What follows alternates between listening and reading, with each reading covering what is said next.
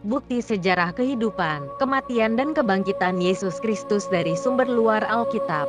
Meskipun ada banyak bukti bahwa Alkitab adalah dokumen yang akurat dan dapat dipercaya, namun banyak orang yang masih enggan untuk mempercayai apa yang tertulis di dalam Alkitab, bahkan meragukan peristiwa penyaliban dan kematian dan kebangkitan Tuhan Yesus Kristus. Berikut ini beberapa dokumen kuno di luar Alkitab yang mencatat peristiwa kehidupan, kematian dan kebangkitan Yesus Kristus. Sumber kuno di luar Kristen. Cornelius Tacitus 55–120 Masehi, sejarawan terbesar Romawi kuno.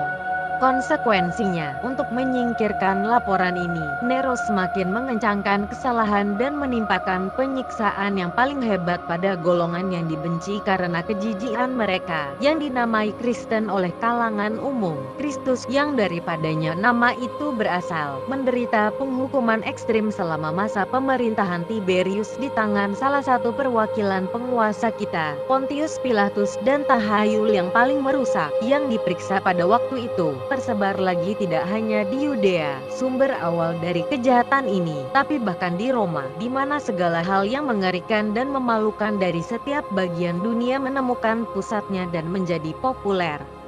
Dengan demikian, penangkapan dilakukan pertama kali kepada semua orang yang mengaku bersalah. Lalu, melalui informasi mereka, sejumlah besar orang dihukum, tidak sebesar kejahatan membakar kota, seperti kebencian terhadap umat manusia, penghinaan dengan berbagai cara ditambahkan kepada kematian mereka, diselimuti dengan kulit binatang, mereka dicabik-cabik anjing-anjing dan binasa, atau dipakukan pada kayu salib, atau ditempatkan dalam nyala api supaya terbakar, sebagai terang cahaya malam ketika siang hari telah berakhir. Nero memberikan taman-tamannya untuk tontonan ini, dan mengadakan pertunjukan sirkus, sementara dia berbaur dengan orang-orang berpakaian pengendara kereta atau berdiri dengan sombong di atas kendaraan. Oleh sebab itu, bahkan bagi kriminal yang layak dihukum dengan ekstrim sebagai contoh, timbullah perasaan belas kasihan. Karena itu bukan bagi kebaikan orang banyak seperti kelihatannya, tetapi untuk mengenyangkan kekejaman satu orang, sehingga mereka dibinasakan. Gaius Suetonius Tranquillus, Kepala Sekretaris Kaisar Hadrian, 117–138 Masehi.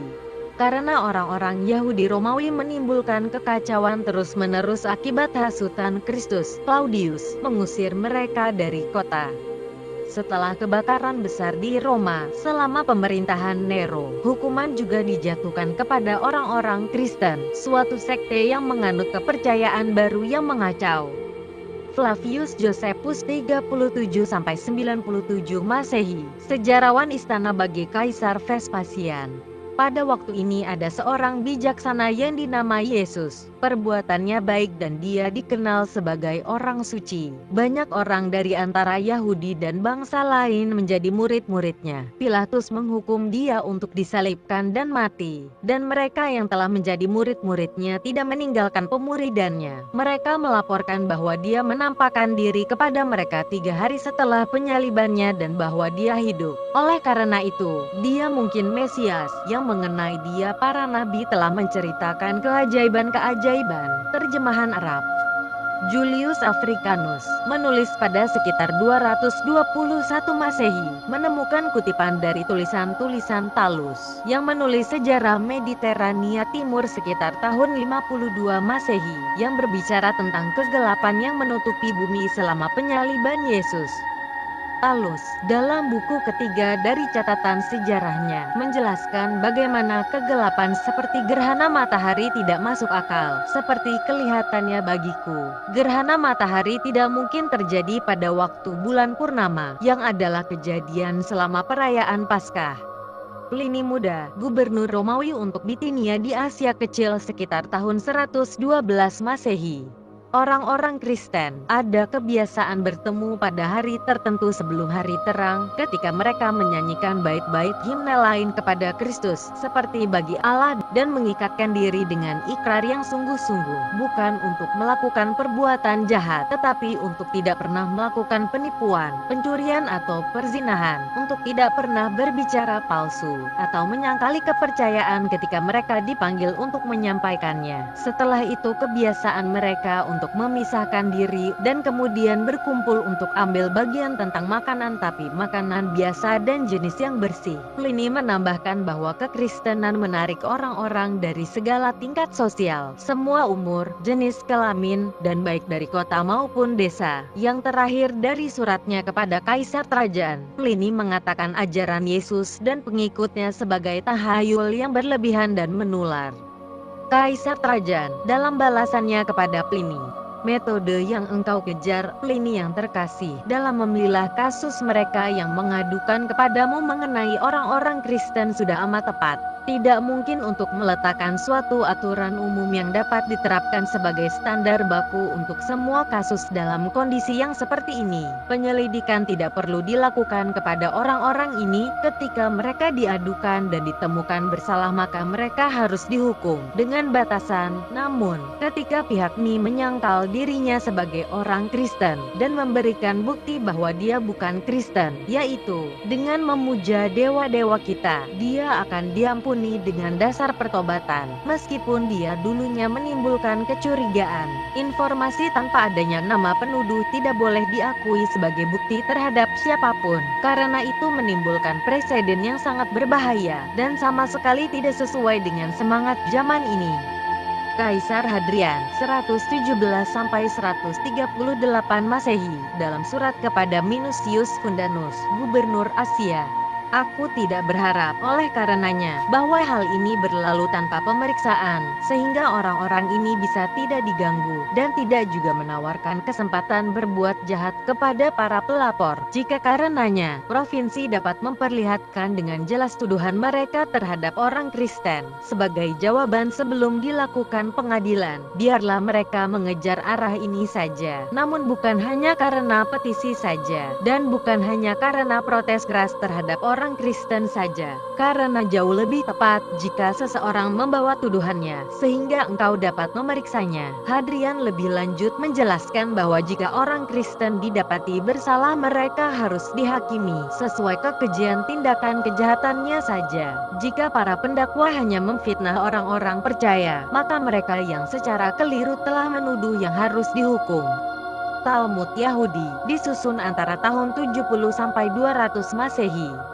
Pada malam Paskah, Yeshua telah digantung. Karena 40 hari sebelum hukuman mati dilaksanakan, seorang pembawa berita telah muncul dan berseru, dia akan dirajam karena dia mempraktekkan ilmu sihir dan membawa Israel kepada kemurtadan. Setiap orang yang dapat berkata apapun untuk meringankan dia, biarlah dia maju dan memohon atas namanya. Tetapi karena tidak ada sesuatu apapun yang dibawa demi meringankan dia, dia digantung pada malam Paskah. Referensi awal lain di dalam Talmud berbicara mengenai 5 murid Yesus dan menceritakan peristiwa pengadilan atas mereka di hadapan hakim yang membuat keputusan individu untuk masing-masing murid, memutuskan bahwa mereka harus dihukum mati. Namun, tidak ada catatan tentang kematian mereka. Lucian, pengarang satir Yunani abad kedua. Orang Kristen, kamu tahu, menyembah seorang manusia hingga hari ini seorang terkemuka yang memperkenalkan ritual baru mereka, dan disalibkan karena hal itu. Kamu lihat, makhluk-makhluk sesat ini mulai dengan kepercayaan umum bahwa mereka abadi sepanjang waktu, yang menjelaskan kematian yang hina dan pengabdian diri sukarela yang sangat umum di kalangan mereka. Kemudian dikesankan kepada mereka oleh pemberi hukum mereka yang mula-mula, bahwa mereka semuanya adalah saudara dari saat mereka bertobat dan menyangkali dewa-dewa Yunani dan menyembah orang suci yang disalibkan dan hidup seturut hukum-hukumnya. Semua ini mereka terima hanya dengan iman, dengan akibat bahwa mereka memandang hina semua hal-hal duniawi, menganggapnya hanya sebagai harta benda biasa. Lucian juga melaporkan bahwa orang Kristen punya tulisan suci yang sering dibaca. Ketika sesuatu terjadi pada mereka, mereka menghindari masalah tanpa biaya. Marabar Serapion, dari Syria, menulis antara tahun 70–200 Masehi dari dalam penjara untuk memotivasi anak laki-lakinya untuk meniru guru-guru bijaksana dari masa lampau. Keuntungan apa yang diperoleh orang Athena dengan membunuh Sokrates? kelaparan dan tulah datang ke atas mereka sebagai penghakiman karena kejahatan mereka. Keuntungan apa yang diperoleh orang Samos dengan mengubur Pitagoras? Dalam waktu singkat negeri mereka ditimbuni pasir. Keuntungan apa yang diperoleh orang Yahudi dengan menghukum mati raja mereka yang bijaksana? Sejak waktu itulah kerajaan mereka dilenyapkan. Allah dengan adil membalaskan ketiga orang bijaksana ini. Orang Atina mati kelaparan, orang Samos disapu lautan, orang Yahudi dihancurkan dan diusir dari negeri mereka, hidup di tempat yang tercerai-berai sepenuhnya. Tapi Sokrates tidak mati untuk selamanya. Dia hidup dalam ajaran Plato. Pitagoras tidak mati untuk selamanya. Dia hidup dalam patung Hera. Tidak juga raja bijaksana mati selamanya. Dia hidup dalam ajaran yang dia berikan. Bukti-bukti lainnya bisa Anda baca selengkapnya di link yang ada di bagian bawah video ini.